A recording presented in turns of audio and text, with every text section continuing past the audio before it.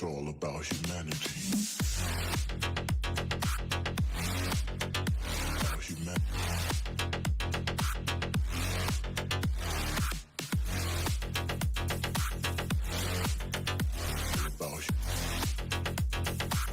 It's all about humanity. About humanity.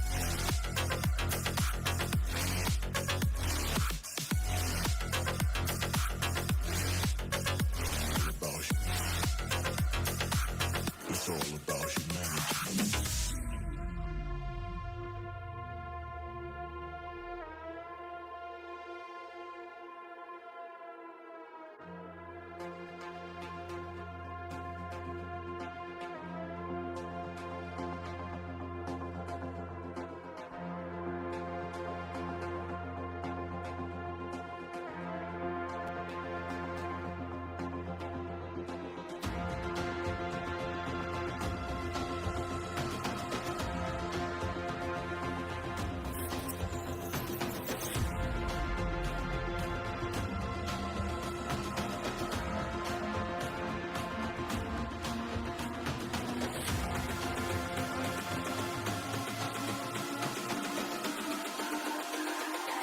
It's all about humanity.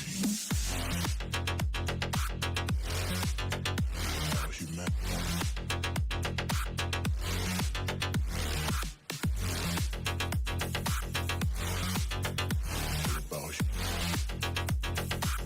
It's all about humanity. About humanity.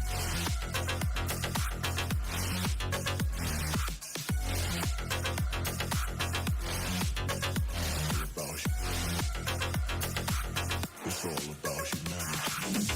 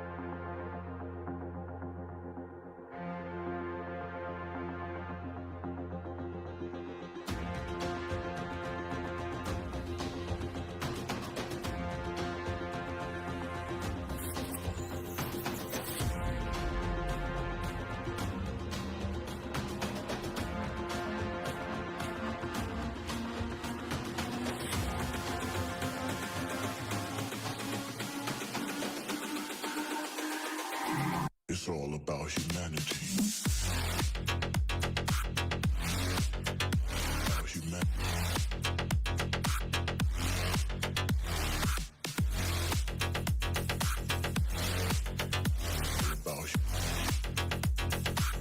It's all about humanity. About humanity.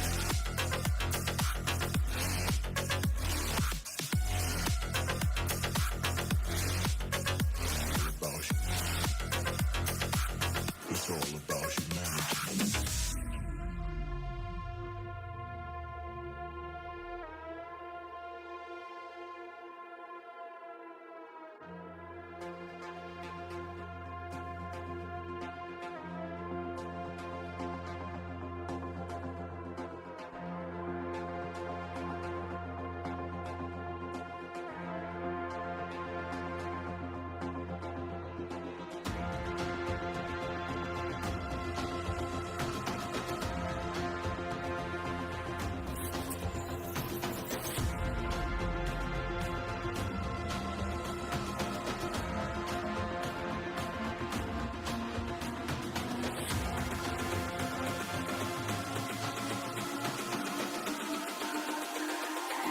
It's all about humanity. About humanity.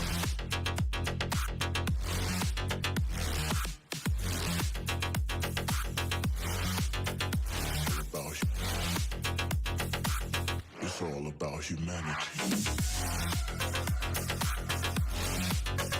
About humanity.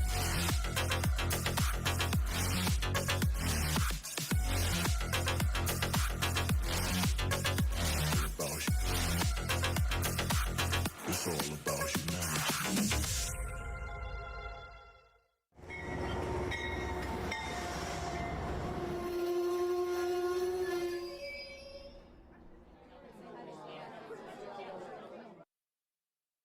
Good morning, model citizens. Welcome to Humanity Junction. My name is Heath, and this is Hangout with Humanity. As you probably saw from the thumbnail, I thought it would be interesting to talk about safety a little bit today. So I've got a couple things on my bench that we'll get to in a little bit, and we can talk about what we all do and what we all don't do as far as safety in this hobby. I do have on the left side the model railroading live streams and regular shows that happen in the community. If you have a stream or a show that you don't see on the list and that you would like to add, please send myself or John at Schuylkill River Valley an email and we'll get you added to the list. Some shows today that are going on is Anthony Dodge will be on at 3:30 Eastern. GFW Trains is usually on around 7 p.m. and Vinny from BNSF 6951 is on about 8 o'clock. Let's see who is here today. And Mr. Pictovid, I agree. We're model citizens only in the scale that we model. Outside of that, I'm not sure there's anything we can do to help, but yeah, it looks like we got Adam Cruz is joining us. We have Andy Ambrose in the house. Bernard C. is here as well. Digger Evans, Model Railway, joining us. And Digger, I caught that comment about the Goonies.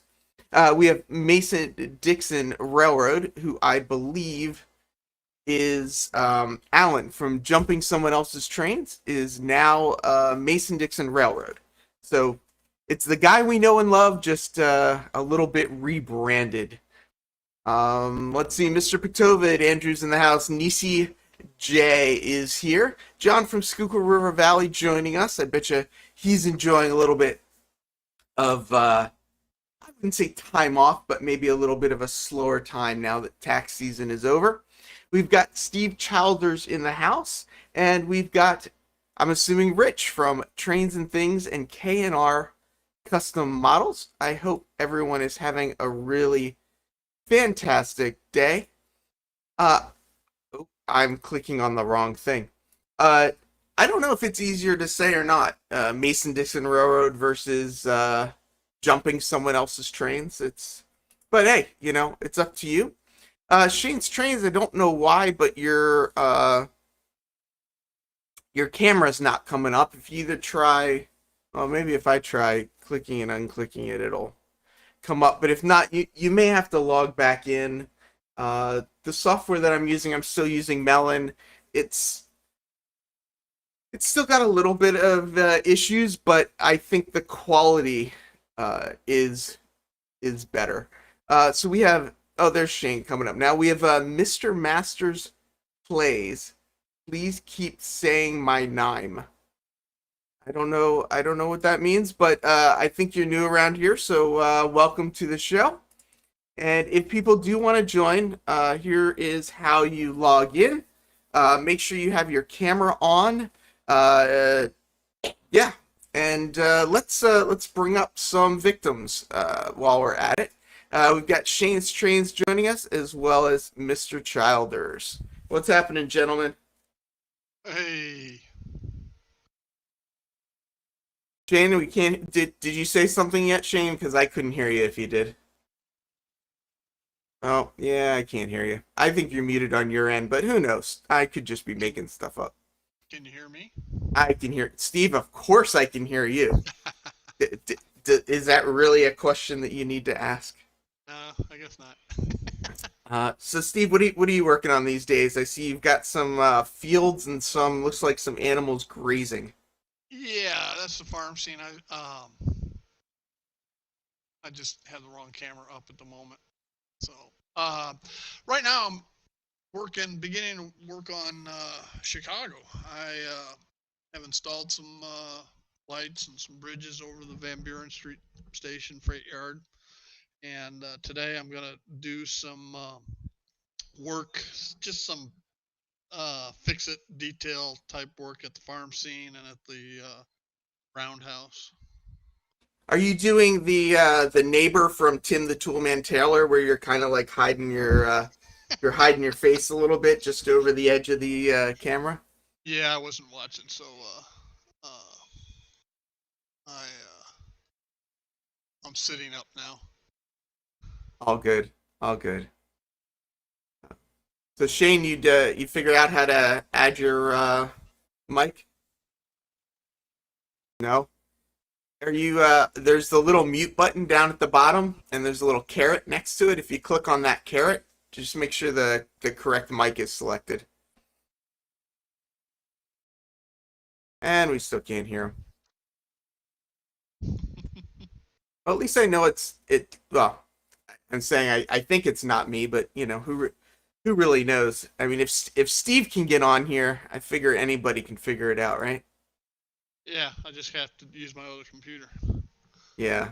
No, And I had an episode this week. I had a power outage, and when it came back on, it blew up my monitor. oh, that's not good. Yeah, and it's on a surge protection power strip, but didn't. It was an old monitor, which just gave me an excuse to go ahead and order the touchscreen monitor I want for out at the train room. I see. So it was done 100% on purpose, is what you're saying. No. You just didn't want to reveal to your wife that it was on purpose, so you're pretending it was connected to the power outage. No. I'm just justifying the purchase because of the power outage. Who's I see in the background you got some trains going back there. Who's oh, that's Mark from M&M Rails from last night? Yeah, that's his live stream from last night that I was playing. Gotcha. Digger now thinks that I was the guy from Goonies. I'm not 100% sure which guy he's referring to, but yeah, Well, I don't know. like Mr. P's canary. Yeah. And I think Martin's right. I think it accidentally fell off the desk, and that's why you need to purchase a new one. Yeah, it should be here next week sometime. Yeah. Well, I'm hoping Shane's able to get back on here. Shane did say he's got a unboxing to show us, but while we're waiting for Shane, so why I sort of thought to do this topic today is because last week people were joking about starting a fire and having fire extinguishers, and I realized while I had one, I didn't have one close, and it kind of made me start thinking, what other safety items don't I have at all either anywhere near my area? So I thought it'd be interesting to go through a couple items and kind of say, you know, uh, Steve's here, and hopefully, if some other people want to come up and join the conversation as well, which of these do you actually use, and which one of these do you kind of, ignore and not really worry about yourself? Yeah, Dave said, I feel like I'm mostly safe, but then when I really start thinking about it, I'm not the best at wearing, breathing protection, let's say. And, you know, do I need breathing protection when I'm using, some plastic cement that's a solvent that's melting plastic? It's probably a little bit debatable, but I thought it'd be interesting. But what really started it is this guy right here. I now have Absolutely, Andy. this is my fire extinguisher for the desk. Disclaimers: he sets fires to things and probably was responsible for Steve's monitor. I probably was. I mean, it's very likely, but I've got the fire extinguisher. When I went to buy this, I bought it off of Amazon just because why not? It was cheap and it was free shipping. But I also tried to buy, they make now these little like first alert like aerosol cans almost. And they won't ship the aerosol cans to New York City. Or to New York. I don't know if it's to New York or to New York City. But so I got this one instead, it's pretty small. I mean, you can see how big it is compared to my hand. Yes, it is. It is ABC, which it's not focusing on. There you go. But you can kind of see it is an ABC fire extinguisher, which is good and bad. What rating is it? Rating meaning what? It should say like 2A, 20 BC, something like that on it. Oh, yeah. I remember that. It says 1A, 10 BC. Okay. So for very small trash, wood, and paper fires, and a little bit bigger of other fires. That's 1 square foot of combustible wood, paper, and 10 square feet of liquid or electrical. See, good thing we've got our safety engineer on. Or what were you? The safety? I can't remember. Corporate safety director for a Fortune 500 company for about half of my career. There you go. Yeah, Mr. Pictobit. Hopefully you don't catch any magnesium on fire. I don't think I ever work with magnesium. Good luck with that. So I don't think I'll have that problem. And yeah, I mean, I think the most likely thing that is going to catch on fire is going to be something electronics, which makes me think a little bit more that an ABC fire extinguisher is probably not the best choice. What's probably a better choice would be just a C. Because I don't know that you can buy just a C. Maybe you can. I've never seen one. I don't know. Computer processing rooms and stuff, they use halon. Right. But I don't think, do they make a halon fire extinguisher? No, and you don't want one, because what halon does, it gives you a notice, and you got like 10 seconds to get the hell out of a room. Right. Airtight room, and then it dumps the halon, which takes out the oxygen. Yeah, so James is saying a class C is just CO2, which would make sense, because that then would, I guess what I'm thinking is if you're working with electronics, you don't really want the chemical fire extinguisher that like sprays everything with that white chemical stuff, and you don't really want a water one for electronics. What you really want is something that's gonna I don't know what you're trying to accomplish. You don't want water because you don't want water. fire. If it's an electrical fire, though, I don't want that dry chemical stuff all over everything.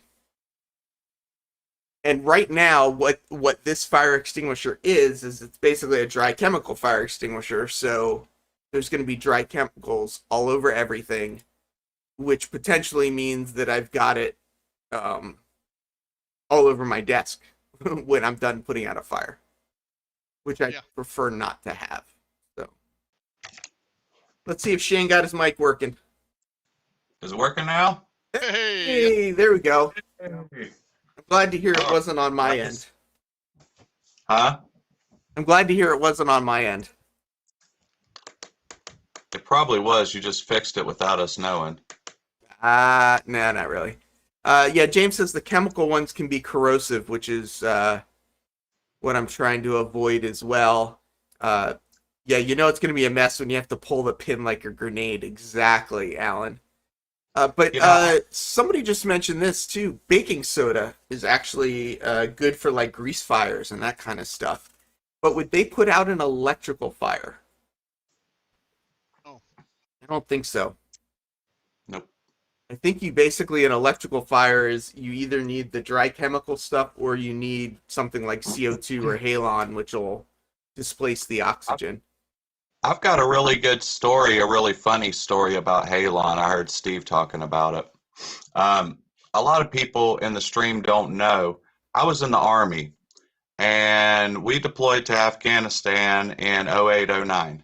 And we were doing route clearance. So we had these big V-bottom vehicles. The bottoms were shaped like this, so they would deflect blasts away and everything. And they had every safety system known to man. They had tires that would automatically reinflate. They had halon systems. They had all kinds of electronics. They were fancy. So we're sitting around in this yard in the middle of BF, Afghanistan, somewhere way out in the mountains. We're getting ready to go on a mission.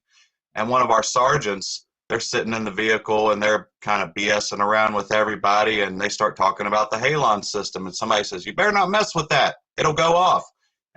And this guy, Sergeant, what was his name? Sergeant, one of our sergeants, I can't remember his name, but he said, "Oh, it ain't going to go off. Watch this." He pulls out a lighter and he goes, look, it ain't going to go off. He puts it right up to it and the thing goes,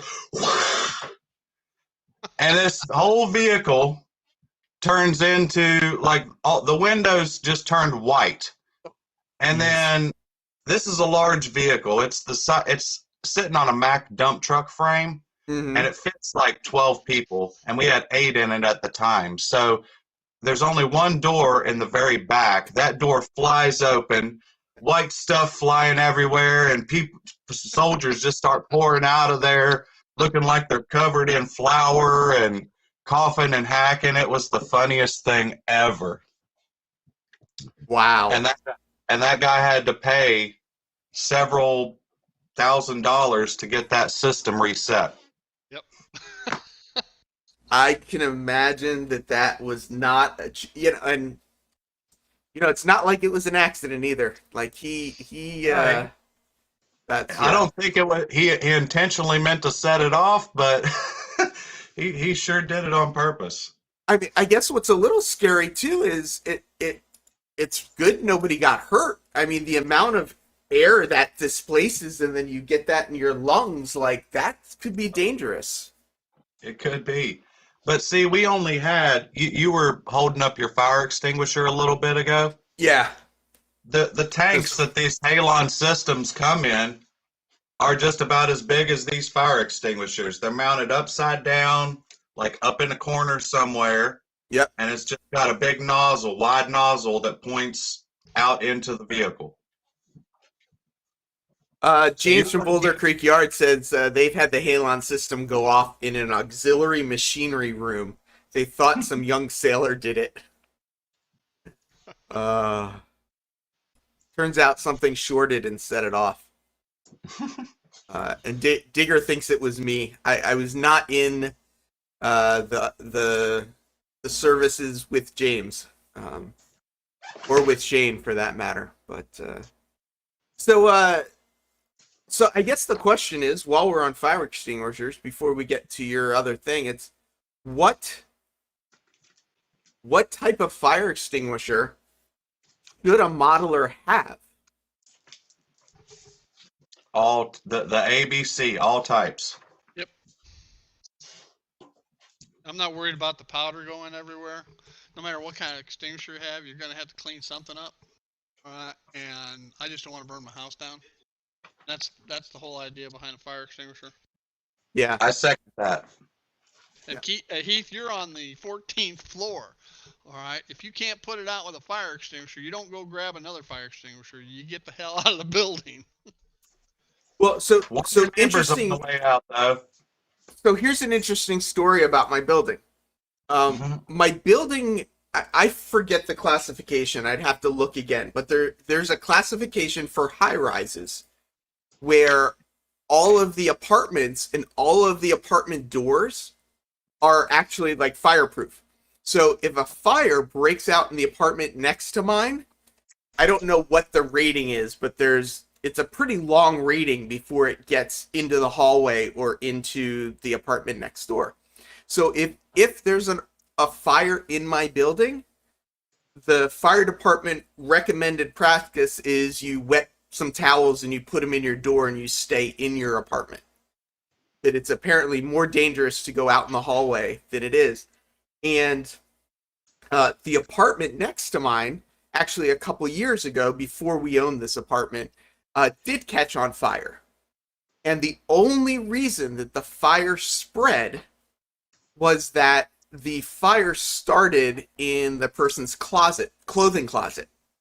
And instead of taking the clothing and throwing it in the shower, or taking the clothing and just shutting the closet door and leaving the apartment, the person took the clothing and threw it out in the hallway. So now the whole intention of the way the building is built to prevent fires was now defeated because this person had taken the fire, which was completely contained in the apartment, and opened the door and threw it out in the hallway. Does this guy not even have a window? Could he not have?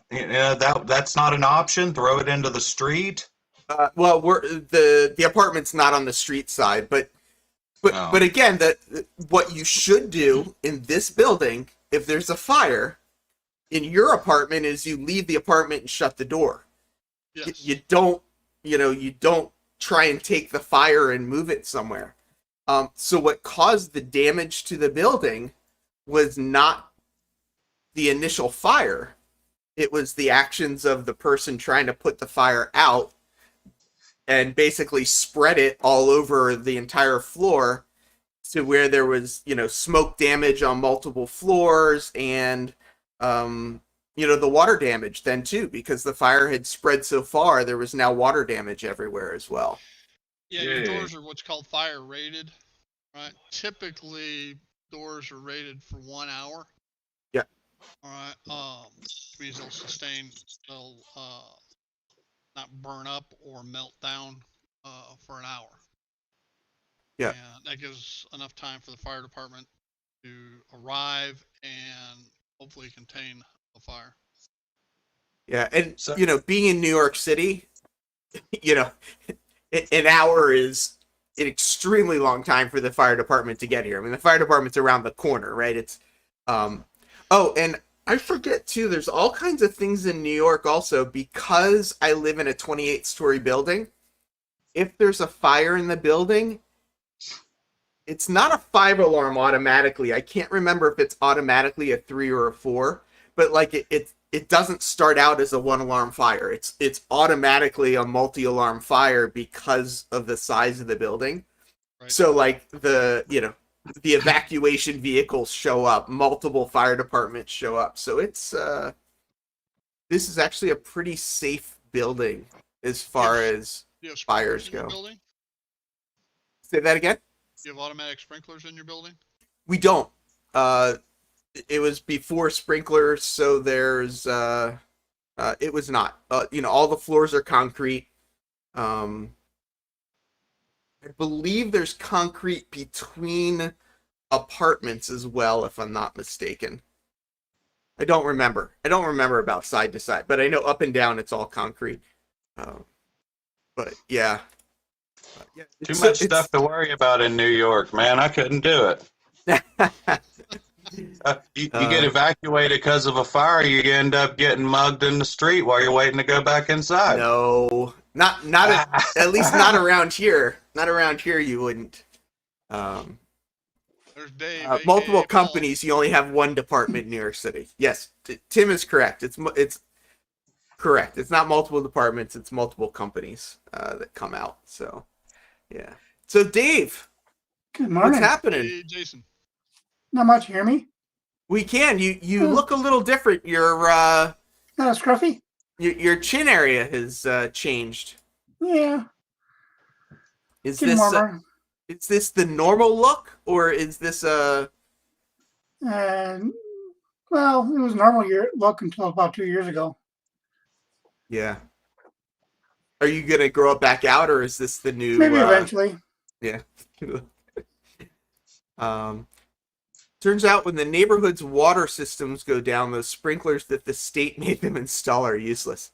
Yeah, isn't that true too? But in New York, they don't the sprinkler systems run off of the tanks on the roof? They do. Yeah. No And worry about water pressure. Depending on the type of sprinklers you have too, they're either, I forget what it's called, but it's like dry or they're filled. So if they're dry, there's no water in the pipes. If they're filled, there's water in the pipes.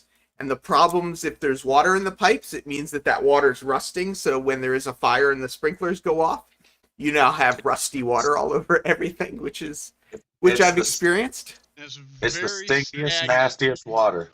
Yeah. Yeah. But yeah, in New York, I mean, we have great water pressure because it comes from the tank 28 stories up. We're actually having to put in pressure reducing valves because what's happening is the apartments on the lower floors are having blowouts because the pressure, once it gets down, below the ninth floor, is just so high. So we're actually adding valves to reduce the pressure. So is that like a hint? Like if you move to New York and you want good water pressure, live on a low floor? That is one of the tricks. Although, so in our building, up to the third floor and some of the fourth floor, it's a little bit confusing how it's wired, comes directly from the street. Anything over the fourth floor comes from the water tower. So the water gets pumped up to the water tower and comes down. So if you're in a typical building in New York City, which are usually like 5 stories, sometimes 6 stories, they will not have water towers, and that water will just come from the street. So the living on a lower floor, if you want better water pressure, only works on buildings that are higher than 6 stories. So Gotcha. yeah. See, in the country, it's a little bit different. If we have low water pressure, we just move further down the hill. Right. Yeah. That's true as well. This building has pretty darn high water pressure, and I don't know. So this conversation seems to be going downhill, literally in some cases. Jason the Train Freak is saying, Shane, what's in the box? Oh, this box? This box right here? I don't know. Is that the box you want to open? Mm-hmm. Did it come from Jason? Does Jason know what's in the box? Is that why he's You asking? look like I you look like think Kilroy. He does. Yeah, exactly. There you go. Steve was doing that earlier. Now Shane's doing it. So I told Jason what it is, but he obviously hasn't seen it yet. Yeah. I kind of had to tell him to get him on here. I don't know. Oh, so he didn't come to see me. He came to see you. I see how it is. I see. I get you. But if you guys want, we can go ahead and open this thing. Yeah. Jason's starting fights in the chat, so it might be good to it might be good to open the box before. Is this going to turn into like a Jake Paul KSI fight, or? I hope not. I hope not. I don't want to be sued by Triller. So I got this from Nicholas Smith Trains. They're located in Broomall, PA. And I ordered this on Monday, and it arrived at my house 10 a.m. on Wednesday. Nice. There you go. Oh, yeah. Good. I always wanted this kind of paper.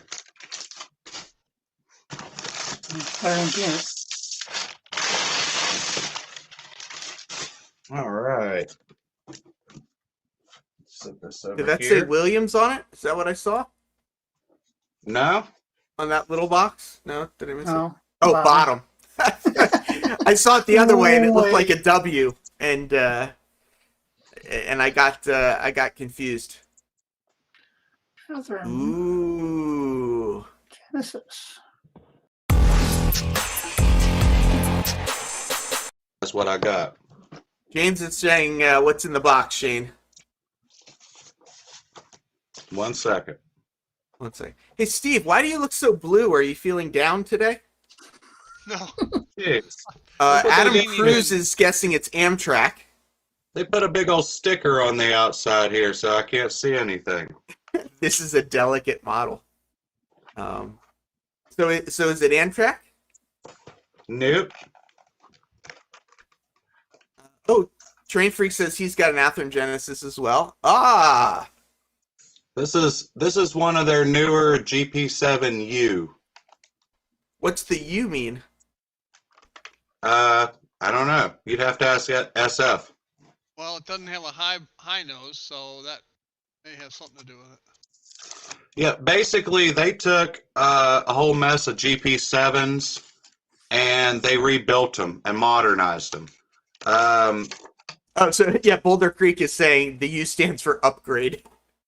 Yeah, and Tim is saying the same thing. It's upgraded. Probably. So they took these Jeeps and they did a bunch of modernizing, and they added electronics. They added some better systems. Oh man, you guys are going to be bummed about this. Did you break it already? I didn't break it. It came like this. Oh man. No. Somebody else. SoCal.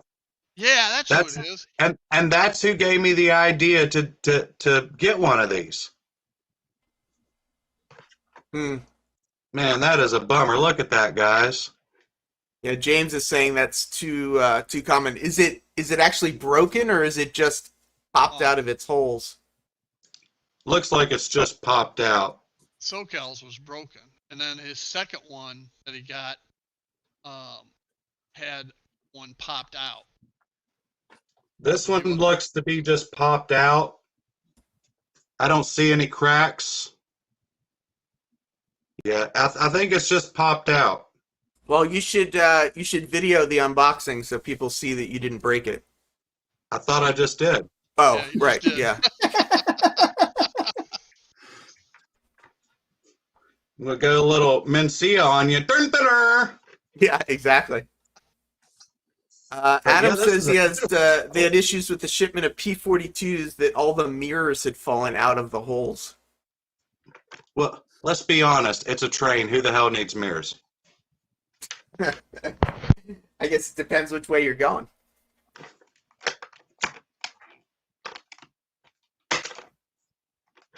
So, yeah, this is a beautiful model. Yeah, Dave says lots of witnesses. Their packaging is either messed up or the factory has problems. Also got some new style motor mounts. Oh, cool. Gotta have those. Nice. I guess I gotta fix some handrails. Yeah. There's no guy inside of it either. So North County Trains wants to know, he says he got his first part of the layout up and running last night, and he wants to know if he should join the stream to show the first public run. Hey, it's my show. What could go wrong, right? I mean, come on. I mean, you could probably find a better stream to do that on, but if you have to do it on here, What are you trying to say? I have no idea. Jason the Train Freak, the link should be in the chat. It should pop up like every 5 minutes in the chat. So it is there. I don't know where it is. So they gave me extra, what are the little steps on the front that fold down? Steps? Oh, the ramp little- thing? Yeah, the little ramp. It's already got yellow ramps on it, and they gave me a package of black ones. Well, what's prototypical, yellow or black? I don't know. I also have the winterization window for the driver's side. The winterization window. So it's got little fins on it or something? No, basically it's just like another window that covers the sliding window. So apparently And they're sticks called out a drop little. steps. Well, no, these things right here, these little things, are the ones that flip down on the front. Yeah, Dave BNSF N-Scale says they're called drop steps and they're era specific. Okay. And according to the Train Freak, both are prototypical, both the yellow and the black. So apparently, depending on which month of which year you're modeling, depend what you use. Depends on how long it's been in service as whether it's yellow or black. I don't know if Gotcha. he's saying that the yellow ones turn black, or if it's just that they don't paint some of them.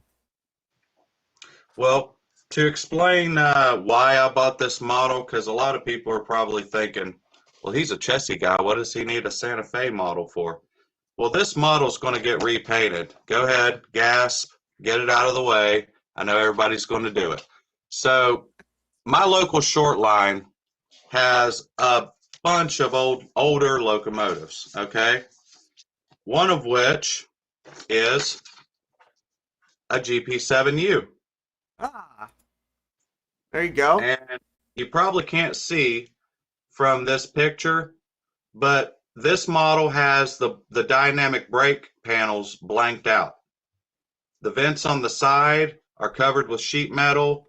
The fan on the top is removed, and there's two more exhaust pipes, so there's 4 total on this one. And that's the exact same model that this GP7U is. It's got the same cab. It's got the blanked out dynamic brakes. So I'm going to take that and turn it into this. Gotcha. And I guess it's already got the yellow stripe on the bottom, so you're partially there on the Santa Fe, or is the Santa Fe, the bottom of it's blue, isn't it? Or is the bottom of it yellow? Well, if the sill is a different piece, which it may be, then I could be good. Jason the So, Train Freak says, I wouldn't have I've bought a also- Genesis to modify, maybe an RTR. Depends if you Hold on want a the second. detail on when you're done. Yeah, exactly. Can you guys hear me now? Yep, Yeah. we can Yeah. still hear you. Okay, my sound dropped out for some reason. I can kind of hear you guys, but it's like an echo. Oh, Mr. So- P says, does it come with an in-cab fire extinguisher? Let me see if I can turn the volume back up. well, that's a good point. They may not have the GP7U in the ready to run. And don't Flying believe Crow they is do. saying you're not very adventurous, Jason. Which we all knew already, so that's you know. So I've got a couple other locomotives that I'm going to be using also. Let me see if you guys can see this. That's an Intermountain GP10. Nice. And Nice. this Ah, is the prototype. there you go. Nice. This one is 83.95, This one's 83.94. Oh, wow. Oh, there you So go. I gotta take this 4 off and put a 5 to replace it, How you gonna do and then that? paint it over in this scheme. You can't tell from this picture, but you can see all of the Illinois Central paint shining through this. Ah, okay. So what this model looks like right here is what this looks like underneath, and you can see it fading through. I've Steve also had a got. question. Go ahead, Steve. Go ahead. So how are you gonna take that 4 off and change it to a 3? Is Pencil eraser. that what you use? Hmm You So gotta you don't. be very careful with it. Then you've already. So found you the don't. right You don't do style this and method, the size. microsaw. You don't soften it It, up and then do it, or do you just erase it? the micro saw only works on decals. Like it does not work very well to remove pad printed stuff. Ah, yeah. If it's pad printed, not decaled, Yeah. that makes sense. Yeah. So before, just because it's what I want to talk about, I want to get back to just two more things I sort of wanted to discuss about safety that I'm really curious about from other people. And so the one of them is, do people use rubber gloves when they're doing stuff or not? So like I've got these are nitrile, heavy duty rip resistant You mean gloves. Yeah, exactly. And then I've got these little fingertip things too that you just like can put on your fingers if you don't want whole gloves. Do people actually use them though for modeling? Like, and what do you use them for? Like, if you watch people that work with resin and stuff, they do. Nisi's saying yes with chemicals. She does.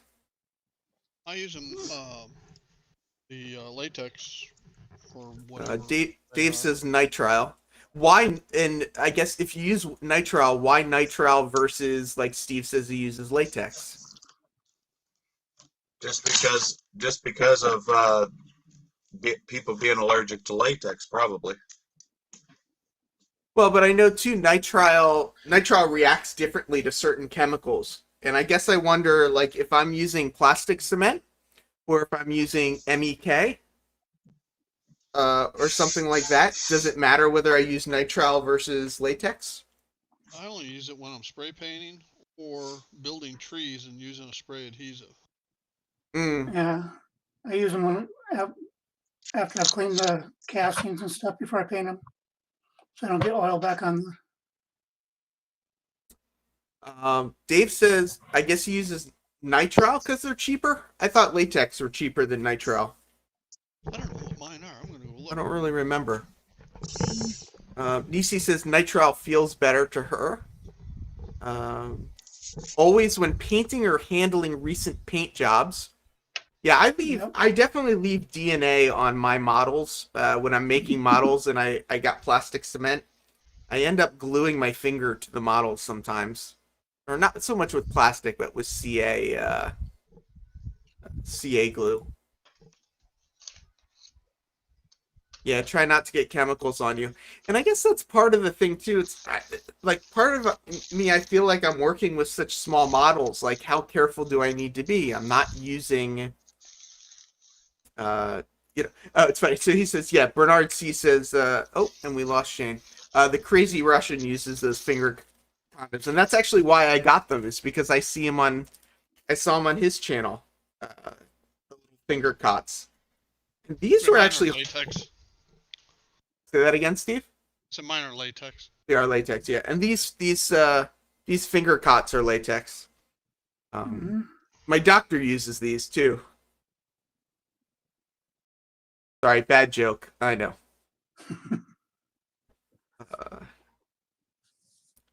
It's where wives keep their freaking husbands, Jason. Now I don't know what the basement. Now I get it. They're talking about the basement. So nitrile protections from oils, grease, acids, caustics, and alcohols, but are generally not recommended for use with strong that word, aromatic solvents, ketones, and acetates. So there you go. That's an explanation for you. North County, welcome to the show. Hey. Yeah, it's North Country, by the way. Oh, North Country, sorry. I think I said it right like once or twice. Yeah. Maybe, but not all the time. Yeah, we need Ray for the bad sound effects. So while we're here we go, neoprene for hydraulic fluids, gasoline, alcohols, organic acids, and alkalis. So North Country, do you use fire extinguishers and rubber latex nitrile gloves? Well, I haven't had to use a fire extinguisher yet, thankfully. I do have one down here though, across the basement. There you go. I don't use gloves just because I can't handle, they're never small enough that like I can touch the small stuff. So. The Angel Sheriff says, I've been modeling all week. My hands are a mess. Cracked skin, cuts, hangnails. I think I should wear gloves. Oh, yeah. I should know better as a tattoo artist for more than 9 years. Here's a good question for everyone. So everybody's like been cutting something with a hobby knife or whatever, and they're got to hold it a certain way, and they're like, about the time you start thinking, this is dangerous. I could slip and cut my damn, and there you go, you cut your finger. But we still do it. We still do it every single time. Every time. Why is that? Because we're men and we're not very smart. I don't know that there's an answer to that, but it's an interesting question. The best way to prevent cutting yourself, and it's actually not what everybody says, never cut towards you, but the best way is make sure you have a sharp blade, because most cuts come from overexertion trying to cut something, and then all of a sudden either it lets loose or you let loose, and then whack, you get yourself. You get a nice sharp blade and do thin cuts, repetitive thin cuts, and you shouldn't have a problem. And then if you do cut yourself, then that's a good nice look and right clean. there. Oh, we're losing them. Say that again, Shane. We lost you.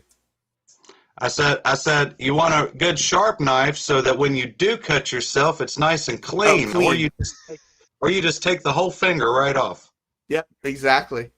Adam Cruz actually says he's got a pair of cut-resistant gloves for kitten and hobby use. Apparently, he's doing something with kittens and knives, but I don't know. I'm sorry, I've never had good luck with cut-proof gloves. Cut-proof gloves will keep cuts from happening, but they won't keep punctures. Yeah. Right? And we use them a lot in repack rooms or stockers where you're cutting the cases open. Split Rock 323 says my Kit Bash NSTX gondola for the RPM meet cost me 2 stitches in my thumb. Adam is trying to claim he meant kitchen, not kitten. I don't know. Hashtag worth it. Yeah, exactly. So I have a tendency to poke myself when putting the blade guard back in. So that's a good question for people too. How do you store your blades? Do you store your blade? So if your blade's like this, right? Would you store it up and down like this so you're kind of grabbing the top to pick it up? Or do you store it blade down, but then the cap will usually come off? Or do you store it in a drawer? How do you actually store your blade so that when you're grabbing it or putting it back, you don't end up stabbing yourself? Use them laying down. They're in a drawer. Drawer. Yeah, I don't have any drawers. I gotta get a drawer. Safety tip number 3 is not to let your wife, girlfriend see your credit card receipts when you get back from a train show. Yeah.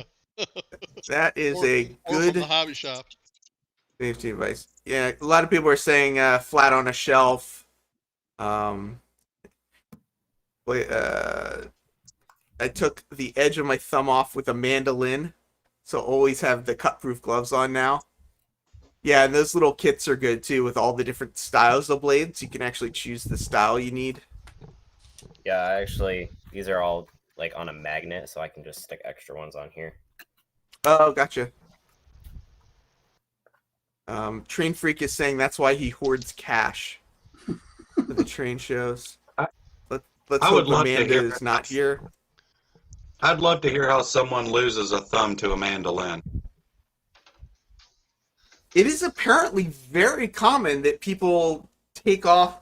Well, I don't know how you lose a whole thumb, but I do know that, just scraping the tips off all your fingers is apparently very common with a mandolin.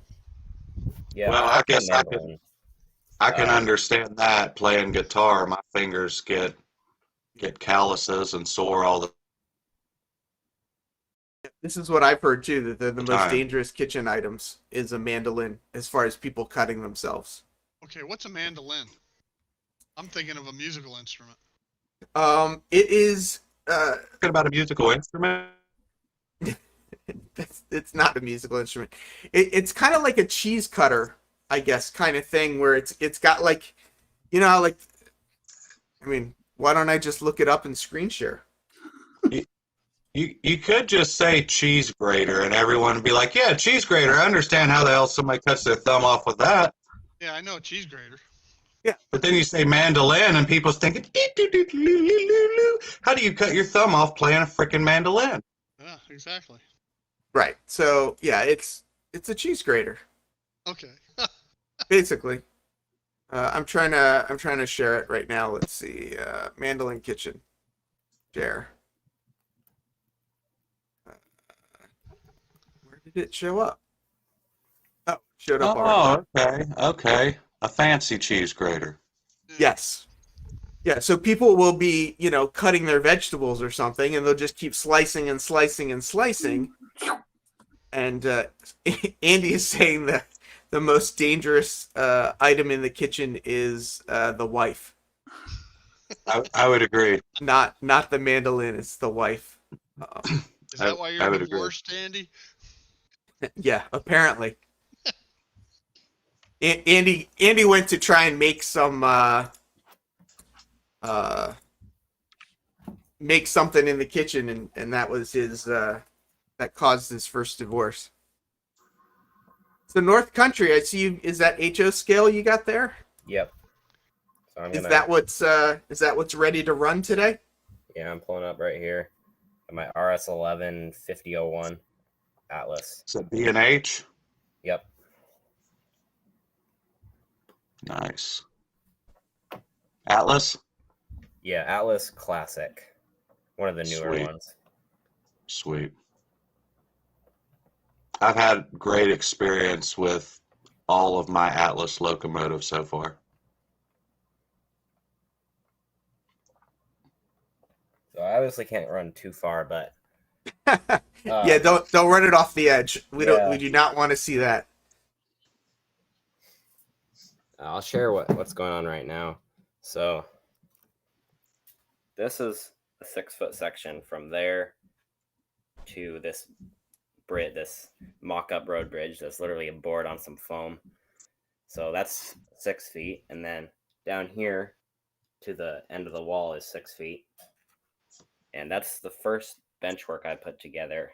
And so I'm working on getting track work and probably some scenery down on here. And then I'll work on track on this section. And then coming around here over my workbench, I'm going to have a yard coming in here following the prototype track arrangement in Plattsburgh, New York, where I live near there, so I'm going to model that.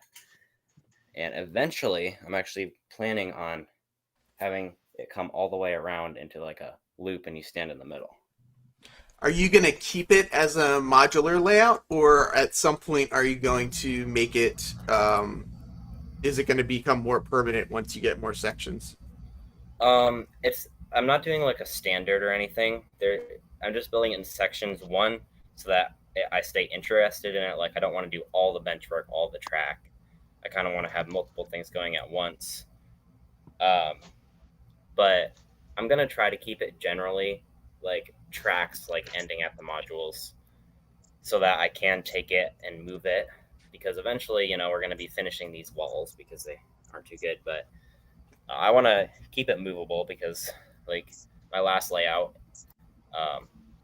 we had to move it from one house to another, and that was not fun. So, Yeah, I actually, it's good what you're saying. I didn't think I would like working like in a modular fashion, but I'm finding just exactly like what you said. It's like it's kind of fun to actually see something go from beginning to end and then Yeah. start something else, as opposed to always kind of being at the same stage for everything. yeah, and like once I get the track down on this module, I'm probably going to start the next section of bench work. And, you know, one day I'll do some bench work, then the next day I'll do track on the other module here, and then, you know, start scenery over here. So, Yep. I got a Awesome. question for you. yeah. If I sent you a link, like if we got on Messenger or something and got to talking, and I sent you a link to a company that makes cheap overpass kits, would that be something you would be interested in? Yeah. They come with molded supports and railings and everything. Yeah, right now the only actual thing I have on here, let me stop the train, is I have these side railings that are pretty accurate to what they actually are. Mhm. So I'll use those, but I'm not sure what I'll do the rest out of. So yeah, I'll probably end up getting a kit of some sort. Okay. Well, if you want to, I'm on Facebook, Shane's Trains. Add me, and I can send you a link to show you where these kits are. They come in a couple of different styles, and they're fairly inexpensive. All right, cool. There you go. So the next item on my safety list, which is it's it's not going to turn into a hot topic. Nobody mentioned the showstopper, but it's masks, and I've got a couple different styles of masks here. This mask is just a home dust mask. Home dust mask. Oh, boy, that was hard to say. And then I've got, let me make myself bigger. Home dust mask. Then I've got these N95 masks. And then I actually also have this style of mask, which is the kind that the kind that I've got it twisted up already. That goes on around and covers your whole. Everyone's like, put it on, put it on. Now I look better, right? It's an improvement. The first two sets you have are for particulates only. Correct. Doesn't do anything for vapors. That one that you have on now may or may not, depending on what cartridges you use. Yeah, and that's why ultimately I got this one. They're really not that expensive at all. I think maybe this was $15, and I think these cartridges were only like 20 or 25. But What are those these cartridges? the cartridges that I got were multi-gas vapor cartridges. Oh, okay. And I got these specifically because, well, one, I wasn't sure exactly what I needed. And two, I thought that what I really wanted them for was things like painting and working with chemicals and that sort of stuff. So I guess I'm curious how many people go to this level, and or how many people just wear like particulate masks or any of that kind of stuff, and how many people don't even bother at all. Because I know for myself, I was painting some stuff about 2 weeks ago, and I was like, I just got my new mask. I could put it on, and I completely forgot to put it on. I just forgot, but I've got, I got little Purell wipes to clean this off because you do want to clean it. You should not share these with anybody. And so here's the thing that I'm curious what Steve thinks about this, but my understanding is that if you have facial hair, that these are pretty darn useless.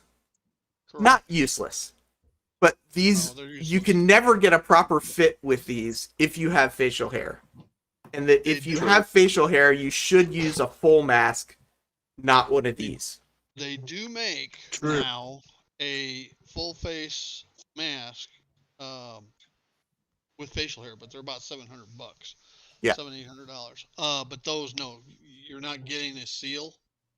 Yeah. And if you don't have a seal, the vapors are gonna Kinda take useless. the path of least resistance, right? So they're not gonna go through the cartridge. They're gonna go through the where the seal should be. So. Yeah. There's actually a really good historical story about this that kind of proves your point. A lot of people don't know this. Yes, Hitler. The reason why he had that little tiny mustache was because during World War I, they got attacked with a gas attack, and he had this big long handlebar mustache, and he couldn't face mask to seal. So he ended up getting very badly injured by mustard gas, and directly after that, he cut off his mustache and started wearing the little doodad like this. And that's why the military makes you shave also. Yep. Yeah, you have to shave in the military to make the seal. Yeah, so I'm a little mixed. Like, I got this one, but I do have some facial hair. And it's kind of like, I don't really want a big, huge hood one. So it's kind of like, is wearing this better than wearing nothing? Or is it completely pointless if you have facial hair and you don't have a good fit? Because there is a whole procedure to fit yourself for one of these. If you're I'm sure Steve knows what the procedure is, but there is actually like a whole thing you're supposed to go through to make sure you have the right, small, medium, large size mask and blah, blah, blah, blah, blah. Yep. Actually, there's two things you do. A, you block the inputs on the cartridges, and you gasp as you try to take a You wait breath. to see if the person passes out. Yeah. The second one is a smell test. All right. Ah, okay. Yep. Bernard says he used to grease his beard. I'm gonna assume that's a joke, but No, don't beard know. grease is really good for you. well, grease is good for your beard as far as keeping the hair, but I don't think he greases it specifically to wear a mask. No. Mm-hmm. I grease up for a lot of things. Okay, Shane. Down, boy, Shane. Down. Anthony Dash says it's still much better than nothing. Breathers still work for MOS film usages. MOS for most home usages. There you go. I got it. And to be honest, Heath, as far as your face mask goes, unless you're dealing with some kind of like deadly chemical, it's not really such a big deal. Like a little bit of paint vapor seeps in, like you'll be okay, buddy. Yeah, but I guess yes, Train Freak saying I have enough of a beard that he can use it as his mask. And it's true, like with Jason's beard, he would need a full face because there'd be no way to get a You'd seal. need But You'd probably need He a could roll his cartridge. beard up and stuff it down in there. but we are, somebody just asked about sanding resin. A lot of people are working with resin these days, and resin's not something you want to get on yourself, on your skin. It's not something you want to inhale either. So it's kind of,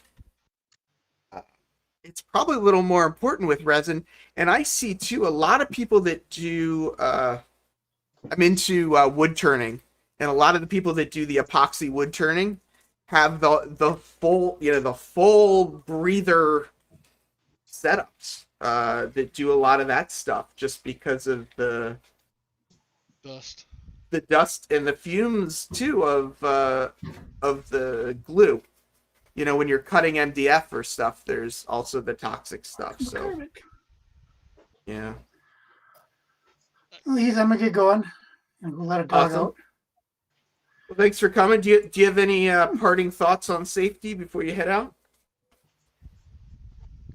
No, I'm still alive, so Yeah, right.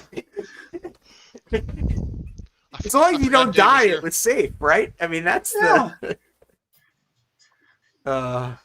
too funny. I should probably get going soon too because I got some more schoolwork. Awesome. Thanks, North Country, for you ran your trains and nothing crashed. So Yeah. you know it lot it of is stuff. possible on my channel. Occasionally. Occasionally. Just not for you. Exactly. All right. See ya. See you later. Thanks for coming. Thomas says, Train Food, very true. Your beard is amazing and looks like it can withstand anything. Which is so true. That's because North Country Trains is smart enough to stop his train. Yeah, that is very true. Nisi, I get any more hair on my chest and they'll put me in a zoo. Pretty funny. Just to clarify, Split Rock said that, not Nisi. Split Rock said that to Nisi, not yes. I get what you're saying. Yes, I get what you're saying. Oh, and I was even thinking too, we haven't even mentioned this. I brought the solder out to remember as well.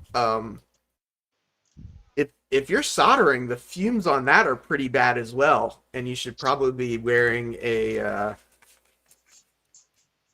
respirator as well if you're doing a bunch of soldering. But I bet you a lot of people don't. Absolutely. Don't for that as well. That's probably the one thing, because I do all my painting, aerosol type painting outside, so I don't really. I do as well. Yeah. Don't worry about a face mask, but the soldering and the fumes off the soldering, I make sure I ventilate the area very well, a little fan, and when I can, because you're absolutely right. The fumes off of that super glue, all right, can be an issue as well. They're making fun of my accent now. Soldering? Do you mean soldering? Soldering. Welding cyanide binds. Yeah, I saw someone do that. Someone just said I use a fume extractor. I lost the thing. Roy says I used a fume extractor when soldering, so no mask. And yeah, if you have a fume extractor that's properly vented, I guess I wonder too, can you use a paint booth? The exhaust on a paint booth, can you solder inside that? Is that enough of a soldering extractor or not? You don't think so? I think it would be. Oh, you think it would be? Yeah. It would be better than the face mask with facial hair. Anything that draws away the smoke from it going into your lungs is a good thing, I think. Yep. Oh, here's another one Nisi brought up. Cutting foam with a hot knife. There you go. Yeah. Oh, you don't need nothing for it. Matter of fact, you spend about 30 minutes in an enclosed room cutting foam, you're going to feel like you've had about a 6-pack. It's wonderful. And it probably takes 10 years off your life too, but the vapor from CA is heavier than air, so shouldn't cause a problem. Unless you're getting down. Yeah, right, exactly. I remember I tried to use a Q-tip and a toothpick to apply some CA, and there was a reaction, and I got a whiff of that, about knocked me on my butt. Wow. Yeah. I don't think we don't ever really talk about safety and modeling. I mean, we were joking with me last week about starting a fire, and it really kind of just got me thinking about all the things we do. And even, I brought my fluke out as well because we do a lot of stuff with electricity, sometimes even running like 120 volts places. And not everybody knows enough about electricity to potentially be safe about it. So as much as, these masks are safety devices too, I mean, I kind of, as I was looking through my stuff, I'm kind of like, my fluke is a bit of a safety device for me as well. Yeah. Oh, and High says that their standard is 240 volt. Right. So, Right. yeah. So Mr. Master Plays, I was telling Andy on Facebook, this topic isn't talked about a lot. I would argue it's not talked. I mean, yeah. I don't know. I think it's an important topic. People have a tendency to take safety for granted, but it's not. It's one of those. It's not going to happen to me attitudes, and until it does. And Well, and I'm not as old as the retirement railroad man himself, but I am a bit older now, and the things that I used to do when I was younger, well, and the times were very different. I worked in theater, right? So I'd be on the top of a 40-foot genie lift standing on top of the bucket because that's just what you did. And then I would be standing up there and I'd tell them to roll the genie across the stage because I couldn't quite reach. So they'd be rolling the genie while you're standing, like just dumb things that, it's kind of amazing. Drinking a beer, riding this genie on top of a bucket. Yeah, well, I I mean, like the guys that put a step ladder on them. yeah, a 6-foot that's step even ladder worse. in the genie. Yeah, absolutely. James at Boulder Creek said Steve's is the guy everybody hates at work until something happens. Then they really hate him because he said, "I told you that would happen." Yep. Absolutely. And the weird thing is, all right, when I go back like high school and college reunions, everybody knows I'm retired now, but they ask me, well, what did I do? So, well, I spent about half my career as a corporate safety director, and everybody looks at me and says, what? Yeah, they're like, "We remember what you did in high school." In college, yeah. College, yeah. Yeah, I was not the safety guy that way. Bernard C. says his little brother is the safety director for the Alaska Railroad. Cool. Yeah, Frank! I've had my share of dealing with OSHA, which is, by the way, a 4-letter word. Frank, your hair is looking quite out of sorts today. Hey, Frank. Yeah, I need to get it cut. Put my hat back on. How you doing? Oh, good. Hey, Steve, I wanted to thank you personally for running those trains during that last live stream. My grandson was going nuts watching them. I try to run them, at least on my updates. Well, no, during on his modeling Monday, you ran them for him for a little bit. Oh, okay, yeah.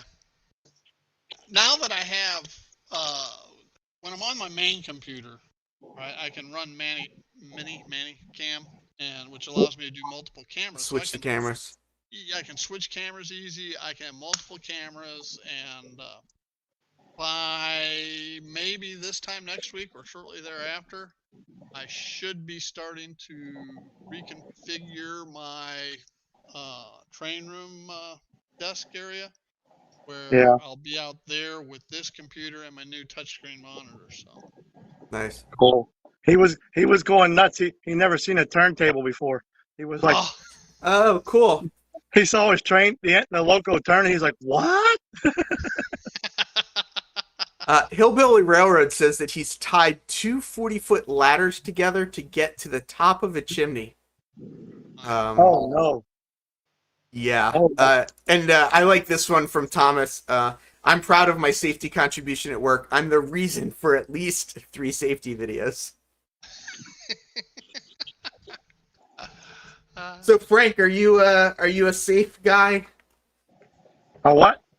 Are you a safe person? Do you wear your respirators, and do you have fire extinguishers, and do you put on your rubber gloves and all that stuff, or do you just kind of wing it? I wing it. Yeah. Yeah, I think we all do a little bit. I've But, pulled wire out of my eyes, caught the garage on fire. I've done a lot. you've caught your garage on fire? Yeah. Well, now you got to tell us that story. Oh, I was just testing for spark. It worked. Oh yeah, I was testing for. I had just got done hitting the lawnmower with a little bit of ether and it still wouldn't fire, so I pulled the spark plug out and I set it on the side of the cylinder, not knowing that I had spilled some ether. Mm-hmm. Oh boy. It was a quick think flash. It was a flash fire. It went out by itself very quickly. I think just about anybody with a garage or a barn, I mean, I understand, Heath, you don't have one, but just about everybody with a garage has caught something on fire inside of it at least once. Yeah. Nisi saying my first aid kit has saved a few situations from becoming a cluster. And Adam hates doing ladder work. I agree. Ladder work can be, if you have the wrong ladder, it makes it a nightmare. If you have the right ladder, it's fine. But the chances of having the right ladder seems, you know.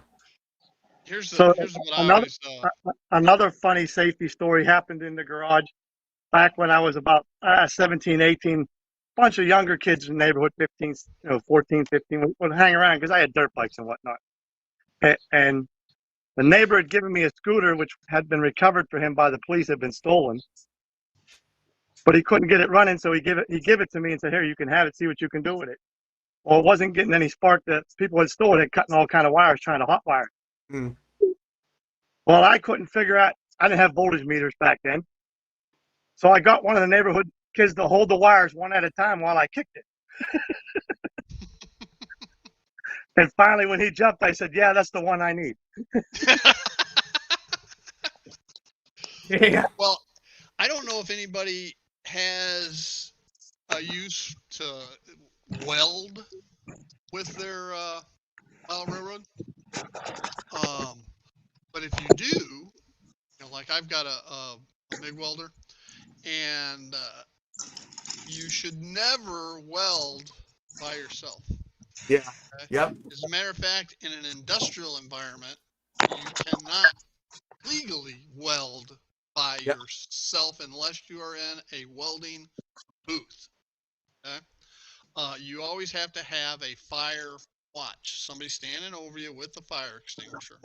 Mm-hmm. Well, I've broken that Because rule. you cannot every day see of my life. you cannot see the fire that's starting when you have a welding mask on. Exactly. You can't see the one that's starting on your back either. Yeah, exactly. Don't ask me how I know that. So Anthony Dodge and Thomas are talking about the weight tolerances on ladders, which a lot of people don't even realize that they do have them. Yeah, they're color coded. Yeah. If you're above 250 pounds, well, even if you're above 200 pounds, you should really check the weight load on a ladder. And yeah, so Boulder Creek is saying this, and this is, the process of me getting this office is still moving forward. So hopefully by July, I'll have a space. And I've been thinking about what am I going to put my layout on?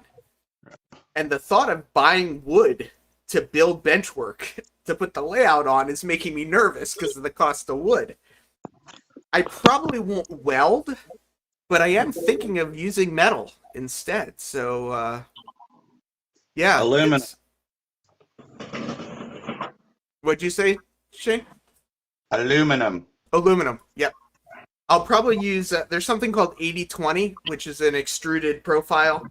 I'll probably use something like that. But yeah.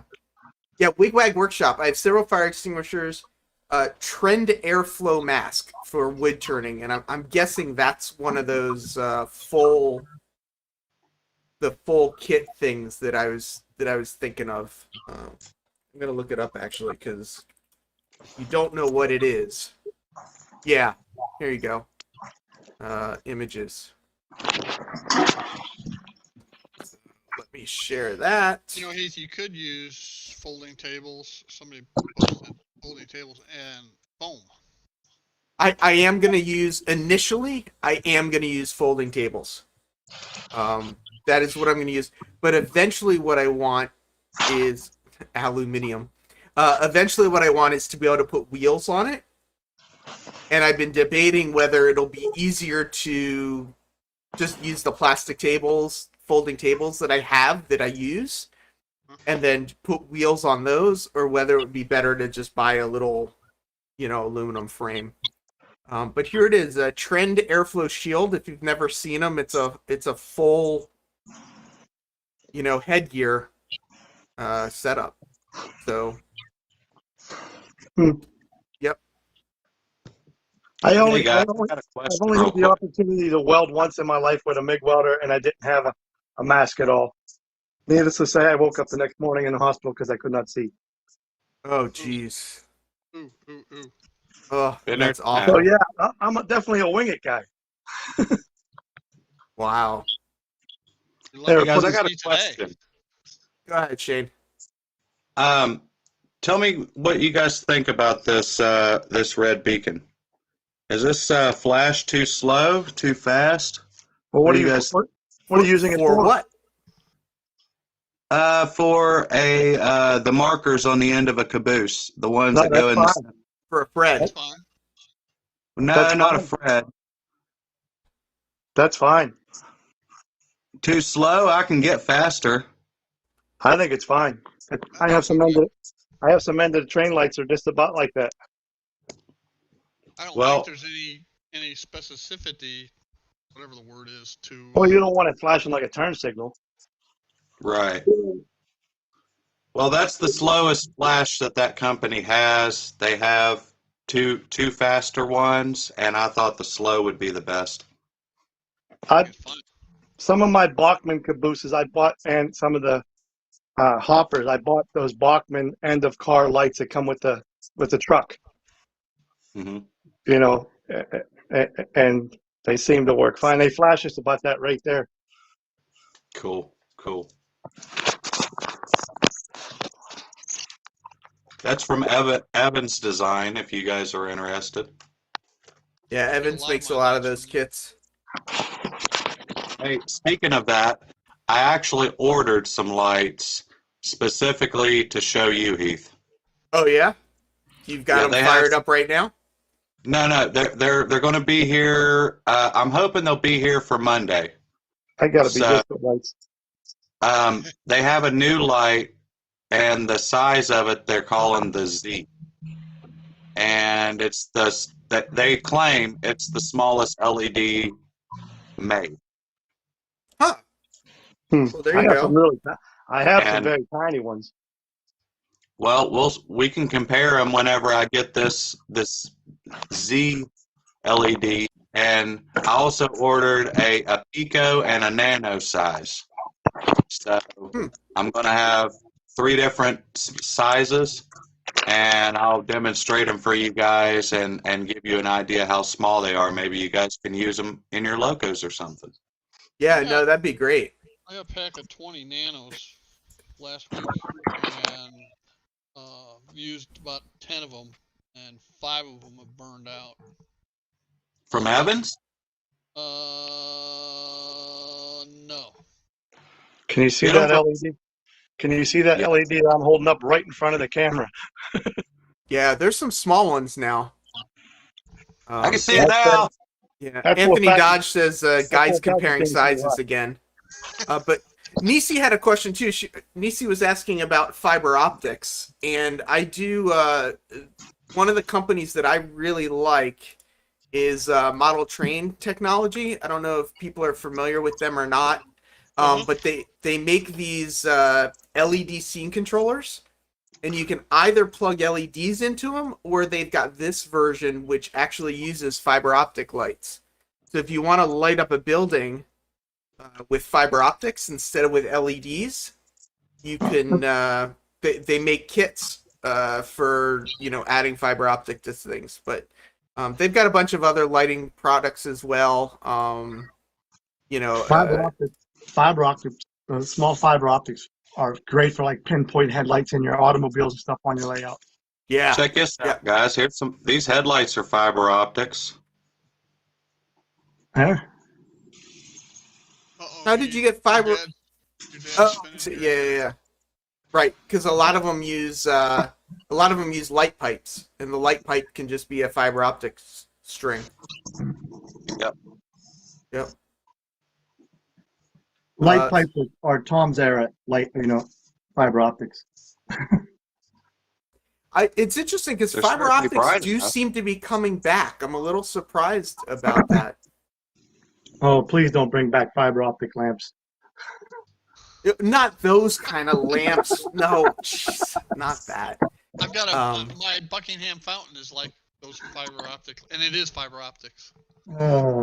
So James, talk to me. I actually have one of those. One of the things I do want to do is I want to test the DR4018, the Model Train Technology LSC2, the NCE Illuminator, a bunch of different sort of lighting control devices. And so I've got one of those LSC2s. If you're thinking about getting one, let's talk and we'll set up some tests just to see if it's going to work for you. Yeah, Dave's saying fiber optics are great for N-scale vehicles. You know, if you want to do like a police car with flashing lights on top and headlights and stuff, it's so much easier with fiber optics. And you were asking how do you make fiber optics into headlights? Yeah, I did. Basically, you cut your length, whatever length that you're going to need, and I'll take my soldering iron and I'll just take like this, and I won't touch it to the soldering iron. I just get it really, really close, and then you'll start to see the end of it turn into sort of a bubble, and the edges will roll over, and then you take the heat away. And once you do that, you can stick it right in the hole, glue it on the back side, and the front looks just like a nice concave shape of a headlight. NCE was going to have layout lighting, but they never ended up producing it. NCE does have the Illuminator. It's what I'm using on my first module that I made. It's a decent chip. It just it seems to lose its programming all the time, which is a real bummer. But I'm back. Doesn't anything like a computer with memory or anything like that, doesn't it have to have an internal battery to maintain the memory itself? My understanding is it depends how the memory is being written to it. Okay. And I don't know all the James from Boulder Creek, I'm sure could tell us all about this. But yeah, I don't understand. It's all the, EPROMs versus, RAM versus ROM versus all those things. I don't know, because there's not a battery on a decoder, but yet technically a decoder saves its memory. Is there a capacitor on a decoder that gives it enough power to maintain memory? I don't know. If you're writing data to a source, right, I don't see why it would need power to maintain the data. Well, if you think about it, the most simplest example of this is your car. What happens when your battery dies? Everything on your radio resets, your time and all that stuff. So correction there. I've taken the battery out of my RAM and not lost my channels. I think it depends on the car and depends on the radio. Boulder Creek Yard says batteries are usually for real-time clocks. If the memory is solid state, they don't need power to remember. So if they need it, if I unplug my computer and it sits for 6 months and plug it back in, all my data is still there. different type of data storage than the radio. But I'm talking about a decoder. But a decoder should save the information.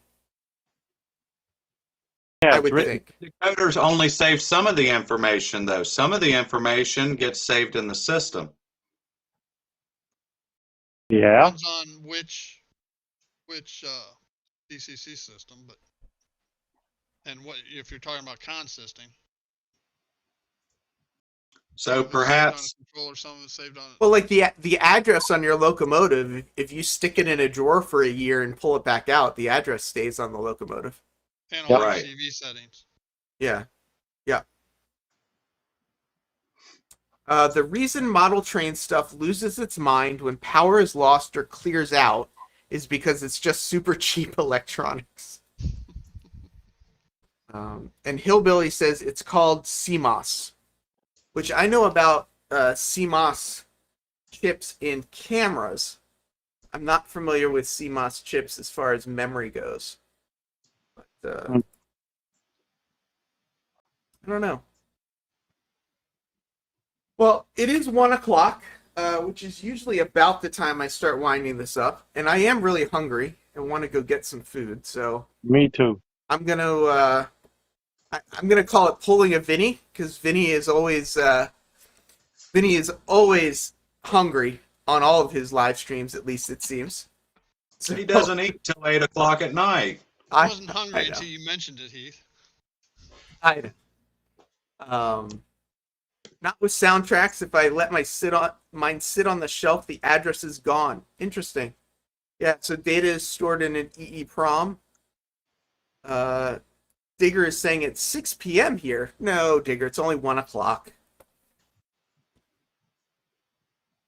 Digger's just confused.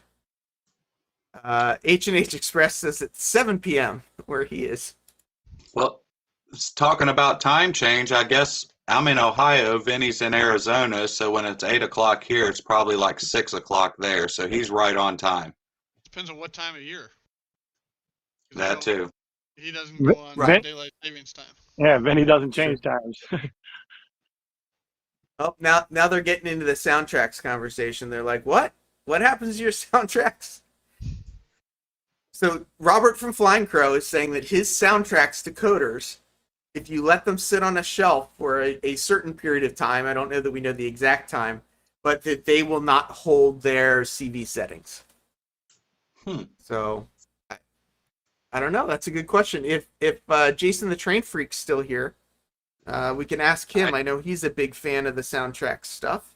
He's a I would certified I would installer. bet that they have fixed that issue by now. So Flying Crow says, I had them in the box for over a month, and when I pulled them out, I had to reprogram them all. So, Weird. yeah, I'd be curious which decoders they were, which line of decoders and whatnot, but...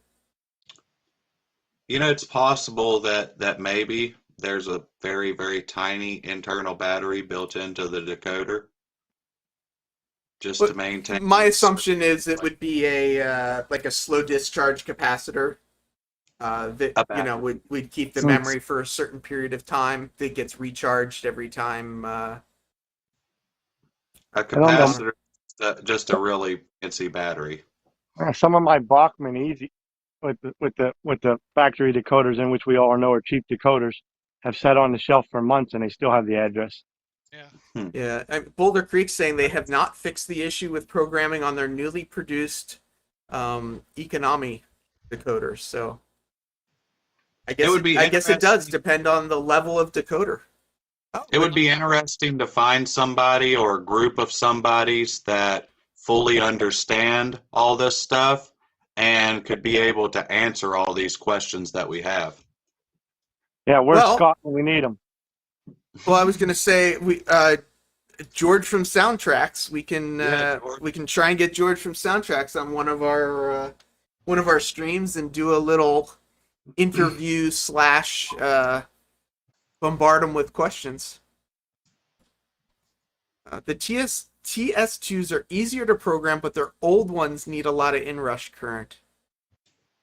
Yeah, and that's what I'm talking about. George Bogota from Soundtracks. It's like maybe he'd come on one of our streams and I bet you would. I bet he would if the right person asked him. Jason? Yeah, if Jason's still here. I don't think he's still here.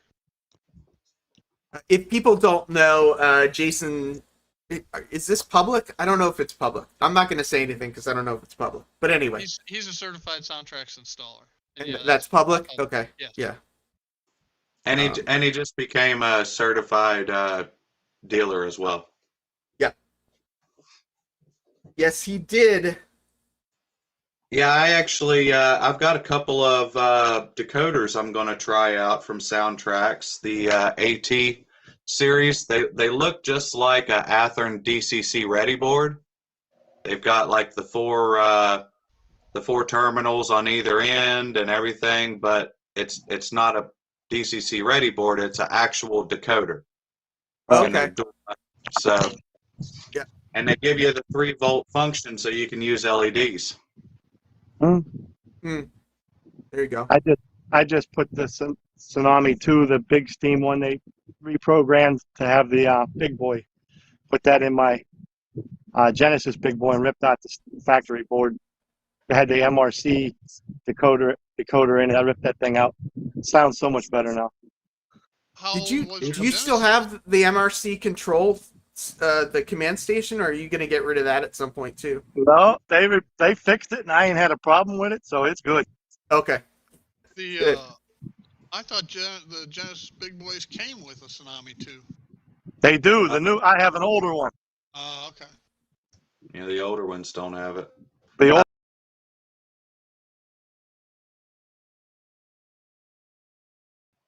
It did it again. It kicked me out. It kicked Yeah. everybody out. So like I said, I was saying the older ones have the MRC, the original first ones with the decoders. Did you retain the original speaker when you changed it over? I did. And it still sounds 10 times better? Yes. That's incredible. I can just imagine if I changed the speaker out what it would sound like. Yeah. Or at least maybe baffle it and stuff too. It's in the tender. It's kind of built-in baffle in it. I think it uses like the tender for a baffle because it's sealed to the opening on the bottom. It should have a speaker box with baffles and everything molded right into the frame Yeah. of the tender. Yeah, that's why I said it's kind of like got one built into the thing. Yeah. It's got the slots underneath for the sound to Yeah. come out. Yeah. It's got its own. Well, gentlemen, it is food time for me.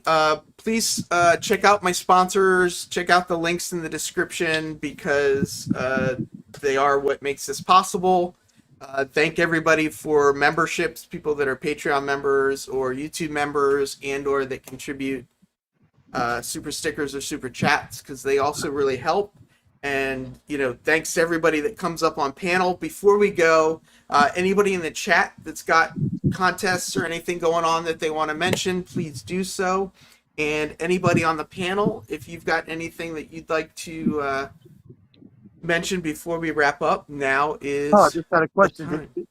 Did Jason Yes. have his contest yet, or did he not maintain the subscription? I believe he maintained it, but I don't know if he's had the contest yet. I haven't seen it, Frank. All right.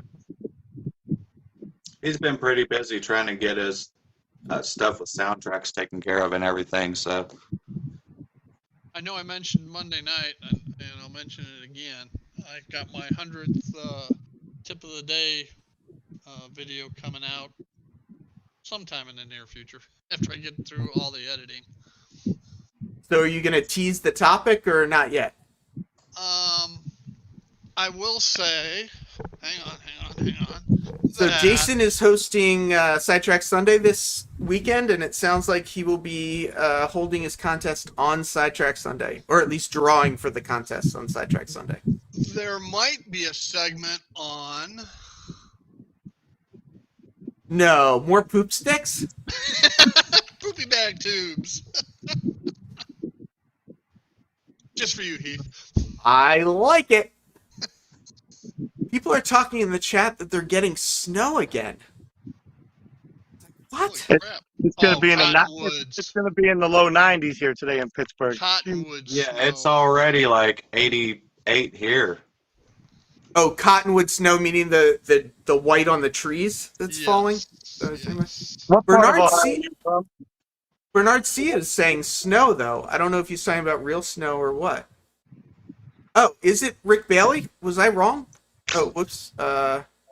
Nisi thinks it's Rick Bailey this weekend on Sidetrack Sunday. So I don't know who it is on Sunday. It's going to be one of us. It's Shane, what part of Ohio are you in? Rick and Ray switched. Okay. Shane, what part of Ohio are you in? Southern Ohio, Jackson. Southern Ohio. Too far from. Bernard at? Yeah, Benny is on tonight at 8. GFW Trains is usually on at 7. Anthony Dodge is usually on at 3:30. So definitely check all of those shows out. Yeah, it's warm here too. I'm somewhere in the 80s as well by me. 95 yesterday. Wow. Hillbilly was born in Akron. I lived in Mansfield for 2 years. Not at the penitentiary. Did anybody just catch the reference to the Hank Jr. song just now? No. Did nobody catch?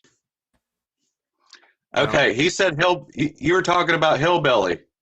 In that Yes. one Hank Jr. song, Country Boy Can't Survive, he said, he got a friend from New York City, don't call me by my name, just hillbilly. Totally don't know that song. I know there's a few people in here that are singing right now. Yeah, probably. Robert's train set's here as well. So Bernard C says it's melting now. It's a banana belt, 36 degrees.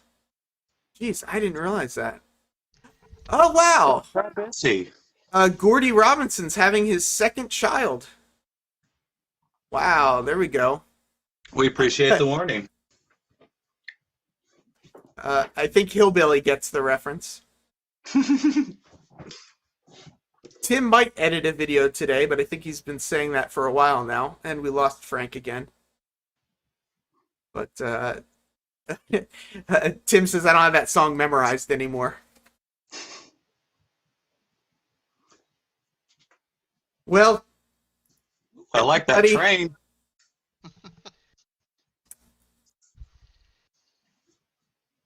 That's what we're about, modeling trains.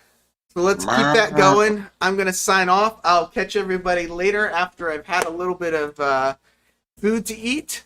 But have a great day, everyone, and I will catch everyone later. Bye, everybody.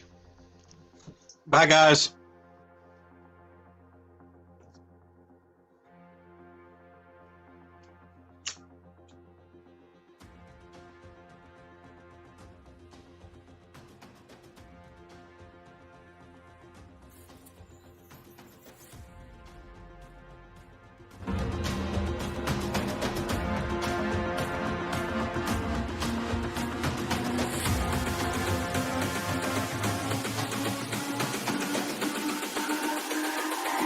It's all about humanity. About humanity.